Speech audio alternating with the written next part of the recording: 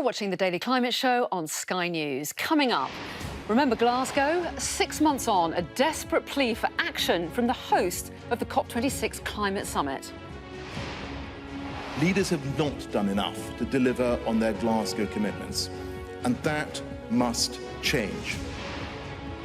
Greenpeace protesters arrested after blocking a tanker of Russian diesel from docking in the Thames. And will the big plastic count help the UK get to grips with its pollution problem?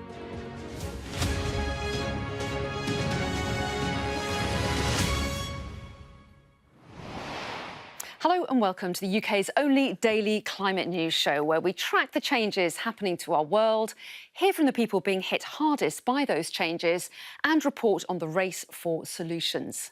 Now, 6 months ago today, the eyes of the world were on Glasgow, where negotiations continued well beyond deadlines to hammer out a deal on climate change that nearly 200 countries could agree to. Since then, though, the world has been distracted by the war in Ukraine above all else, and climate targets seem to be taking a back seat. Well, the meeting's host, Alok Sharma, today pleaded with world leaders not to lose focus. Climate change is a chronic danger, a danger that will be with us for generations to come, and so we must continue to confront it as we also deal with the pressures of the present. That is why it is imperative we deliver the Glasgow Climate Pact. But frankly, we need to up the pace. Leaders have not done enough to deliver on their Glasgow commitments, and that must change. So let's remind ourselves of what the key COP26 pledges were.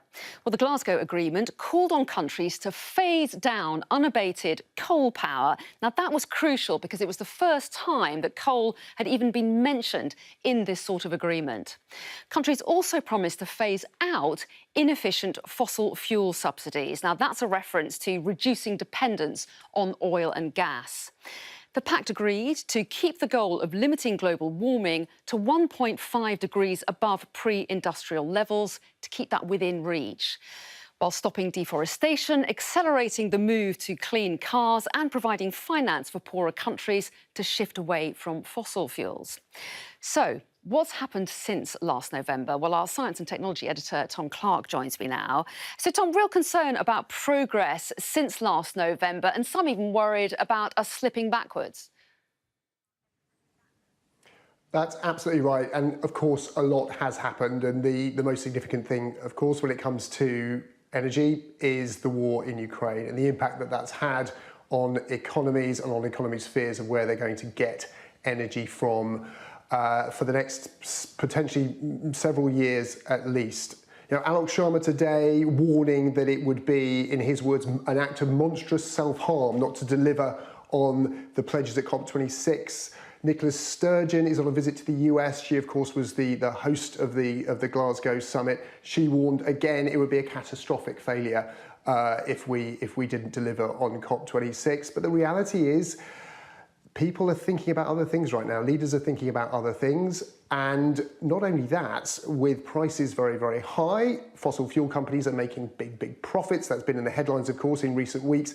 They're pouring those profits into more exploration because, of course, people are looking for alternative sources. The concern being, if we've got more low-cost fossil fuels in a few years' time as a result of that, will it make these gains harder?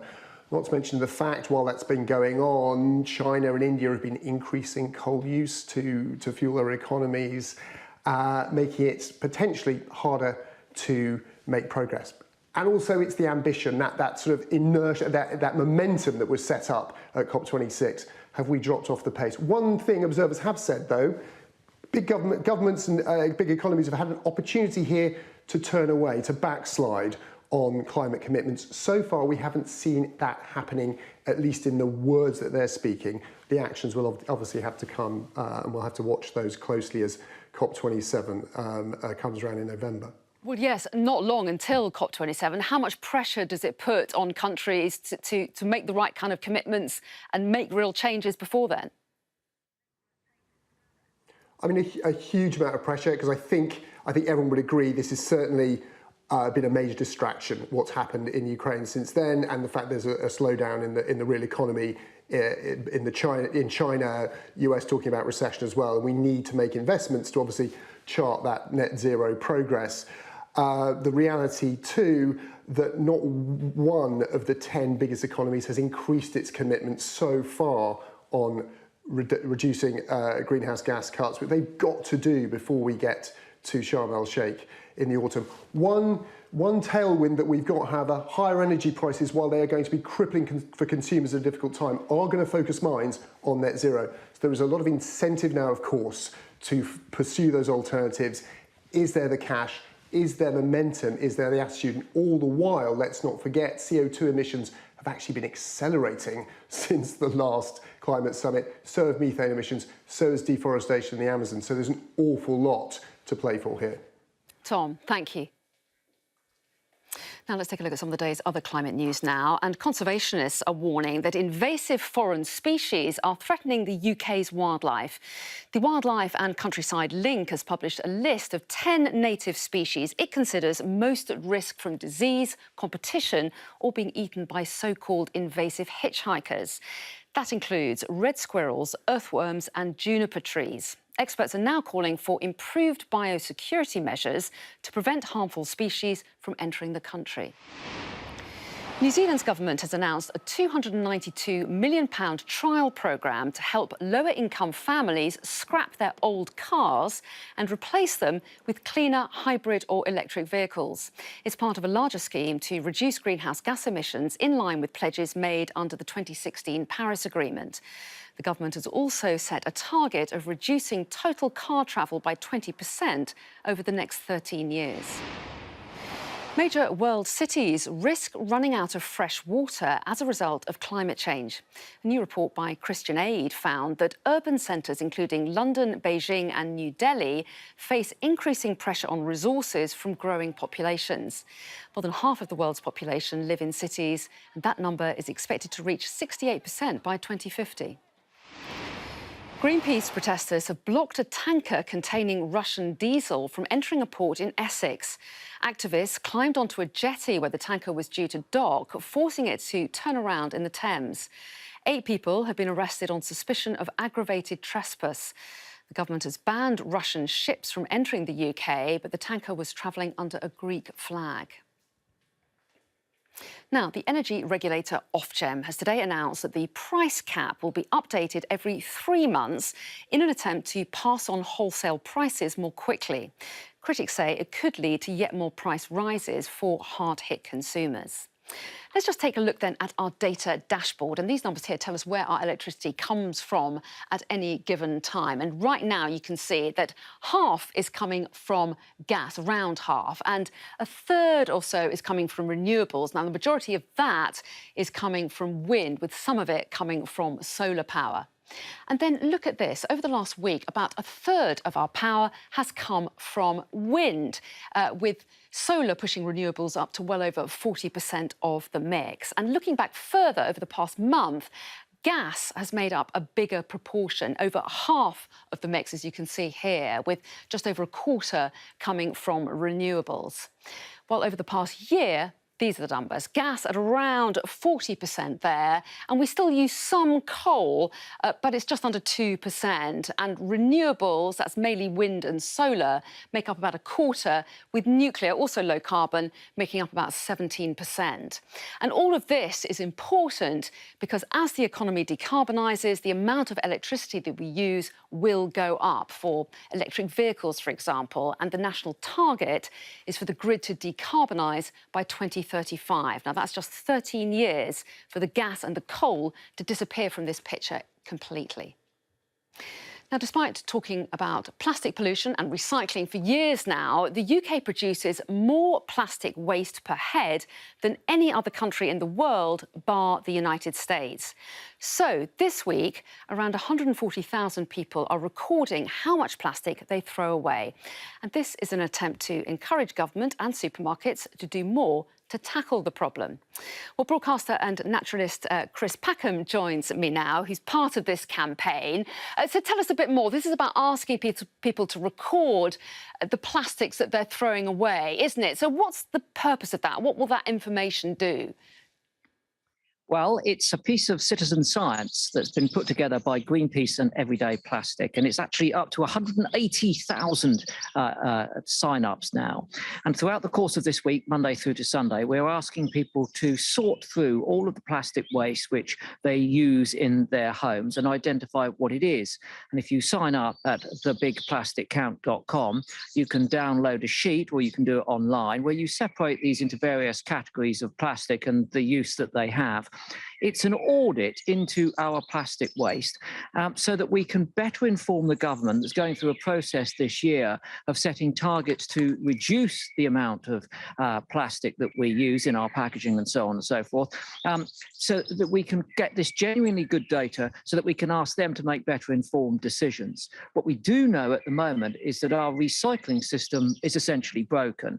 We are producing a lot of material that needs recycling. I'm very sad to tell you that more of that we sort in our homes to be recycled is shipped overseas, either to go into landfill or be burned, than it is recycled in the UK. So it's clear that despite all of our awareness when it comes to plastic waste, we're still producing an enormous quantity of it, and we're still not getting it into a state where we can reuse it rather than recycle it. And this data will help us set new targets, we hope, so that we can improve the situation. And it's staggering, isn't it, that we're second only to the US in terms of plastic pollution. So how do we go about changing it? Well, I think, again, another aspect of citizen science projects like this is that all of those who take part are given no choice but to think about the plastic waste that they have in their house. I've got a separate bag now for this week, and I'm putting all my paper in one into that recycling bag and all the plastics in the other. And come Sunday, I shall sort through it and categorise it all. And that will be a moment of awareness for myself, as it will all of the other participants. I think you're right. It is rather staggering that we are second only to the United States. But I guess we've just grown complacent to the fact that we go into our supermarkets, particularly when it comes obviously to food packaging, and there's a lot of it there. It's snuck up on us, and we've grown into a lifestyle where we've come to accept that there is all of this plastic packaging, most of which isn't recyclable and doesn't get recycled even if you and I sort it. So you know what it's like. It's that complacency. You think that's just the way we live. Well, I can remember when it wasn't the way we lived, and there were plenty of people out there who have a better design of the way that we should be living and could be living at this point in time in a far more sustainable and harmonious way with the environment. So this sort of audit is not just about generating data, it's about opening people's eyes to the impact that they're having when it comes to plastic and potentially plastic pollution. Really interesting. Chris Packham, always a pleasure to have you on the programme. Thanks very much indeed for joining us. Thank you. Chris Packham there. Now, I'm going to be joined in the next few minutes by climate activist Laura Young and Navrav Singh Ghali, a lecturer in climate law. And we're going to be discussing progress following COP26 and also how to make progress on that issue we were just talking about, plastic pollution.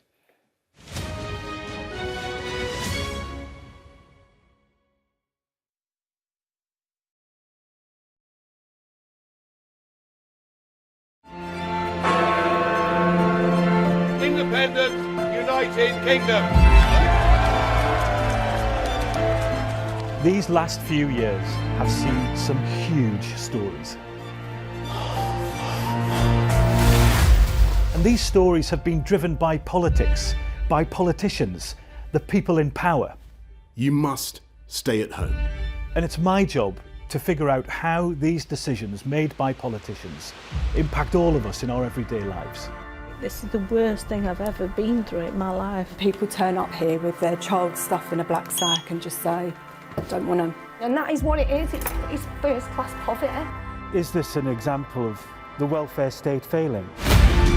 We take you to the heart of the stories that shape our world. These are stories that affect us all. Millions of children are now having to catch up. Some stories have changed all of our lives. Because like the residents, the staff are being infected. Politicians, they make decisions all of the time, and it's our job to hold them to account. I wonder if you will take this opportunity to apologise to those families. But in the end, the real power doesn't actually lie with the politicians. The real power lies with the people. I'm Nick Martin. I'm the People and Politics correspondent at Sky News.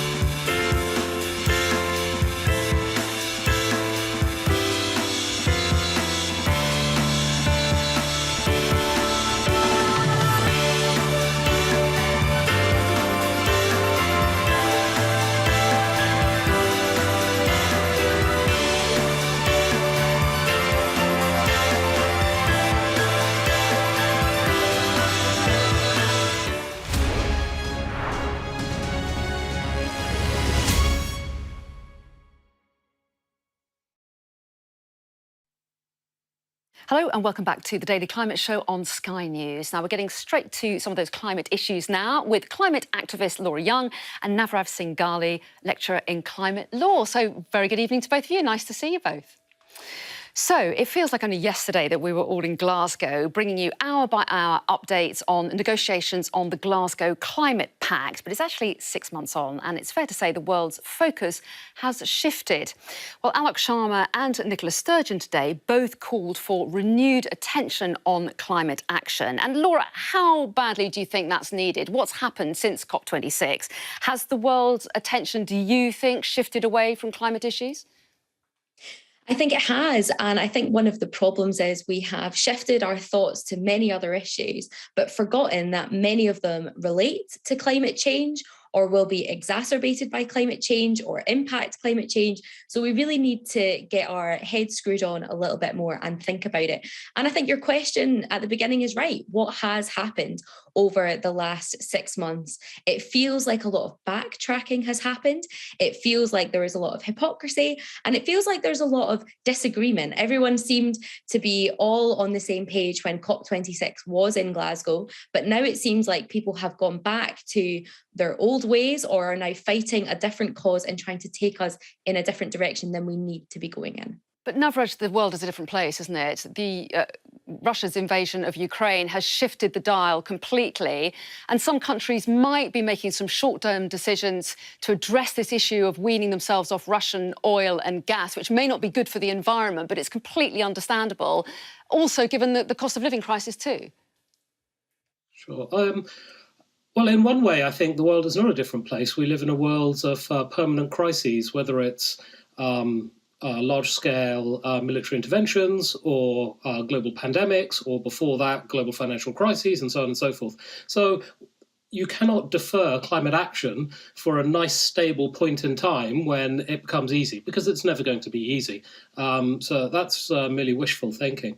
And the second point is that if you make policy or strategies to respond to the Ukraine intervention and climate change right now, by the time these policies are put into practice, the crisis that you were trying to deal with, or that was hanging over your head, Ukraine, will be long gone. Putin will be out of power. There'll be a new structure in Ukraine, and but we will have embedded a whole bunch of high carbon activities which will be with us for decades. So that's not the way to make policy. And yet the government would say, Laura, they're still on track to meet what are very ambitious targets, they say. And part of their plans in response to the Ukraine crisis are to talk about increasing the amount of wind power, the amount of hydrogen, the amount of nuclear and the amount of solar. But I think there's also a big push from people within the government to not just be going for that, but also be going for new oil and gas exploration. Kwasi Kwarteng is a prime example of someone who is really supportive of new exploration, using that as an excuse to be producing more of that domestically. And there's a bit of irony there because, of course, he took on the role that Alok Sharma left to become full-time COP26 president. And now he is taking up that role and pushing for more oil oil and gas exploration, which is not within reaching 1.5 or limiting 1.5. We know that the International Energy Agency said we need to be moving away from that. And it's really frustrating to see that disagreement, hypocrisy, those challenges that we are facing from different members of senior government disagreeing with one another and pushing for their own agendas. Well, yeah, and those that back it say that it still can happen and the government reaches targets, don't they? And Navraj, what about COP27? It's coming up in November. There's more pressure this time round for countries to come forward with plans to meet targets. Does that give you source of optimism looking ahead? I think one thing that shouldn't be understated is the nature of the success that COP26 was. Very significant change in the attitude of the international community was achieved, and some very important milestones, some of which you mentioned. So that's very positive. The key point in the trajectory of COPs is maintaining the momentum from COP presidency, currently the United Kingdom, to COP presidency, Egypt next. And that handover is absolutely critical to implementation. So we know that there's a lot of very detailed work that's going on to implement the Glasgow commitments, different of the Glasgow commitments, and that's ongoing. It's absolutely essential, though, that the handover is strong and supportive, and that the UK, which I'm sure it will, continues to support its Egyptian colleagues in that. OK, let's move on to our next topic, shall we? Because the big plastic count is underway, but will it do any good? The message doesn't seem to necessarily have got through. And Navraj, we were saying earlier that the UK is second only to the US in terms of our levels of plastic pollution. Why do you think that is? Why do we have this bad record in this country? It's quite shocking, isn't it? I think part of the reason why we're finding it very difficult to wean ourselves off plastic is the very close relationship between the petrochemicals sector and government. So we saw over the weekend, for example, in a slightly different but similar context over food and obesity, that the government, at the slightest push from industry, resiled from commitments that it had made about changing the way that food is advertised and fatty food is advertised. We're seeing, enormous pushback from the sector, both the business as usual agro sector and the petrochemicals industry, which provides the packaging, to any change at all. The relationship between government and those sectors is so intimate that this particular government is unwilling to take any sort of decisive action on the issue. So there's a real political lock-in problem here. Whatever you think of that relationship, Laura, is this really about supermarkets making sure that they demand that their suppliers use less plastic, and then it makes it easier for consumers to avoid it too? They have to, because why are we the second biggest consumer or polluter of plastic? Because we have to buy it, because that's all we are provided with. When you walk into a supermarket, if you want something that's plastic free, good luck trying to find it. So we need supermarkets and businesses as well to be pushing for it. We saw Boots, the retailer, the kind of pharmacy retailer, say that they are going to stop selling wet wipes with plastic in it. They are the biggest seller of wet wipes with plastic in it in the UK. They represent about 15% of sales. So that is a business that just recently has decided to push for that change. And we need to see more of that, because I agree that the government are too slow, but we do need policy change. But we also need brands and corporations to step up and help us out, because as consumers, we are really restricted with what we can buy. And, I'm going to be taking part in the count, and I think it's going to be a big wake up for me and many other people. But that's also going to sit with a lot of guilt, which I don't really know where to place, because often you try your hardest, but you are really limited with what you can buy. Navraj, do you think that's right? Or can consumers do more themselves? Very briefly, if you can. I don't think that it's fair to dump the responsibility of these sorts of issues on consumers. I think that there are mechanisms that we're familiar with in, say, electronic waste, where you place an obligation on the entity that produces that waste to take it back and to recycle or reuse, or indeed not to produce it in the first place. Those sorts of producer obligations, I think, are a far more reliable and equitable solution to the plastic problem, rather than requiring consumers to take the initiative when, as was just said, consumers have very few choices in this matter. OK, we must leave it there. Navraj and Laura, always good to get your thoughts. Thanks very much indeed for joining us tonight. Thank you. And that's it from me. Thanks for watching. I'll see you next time.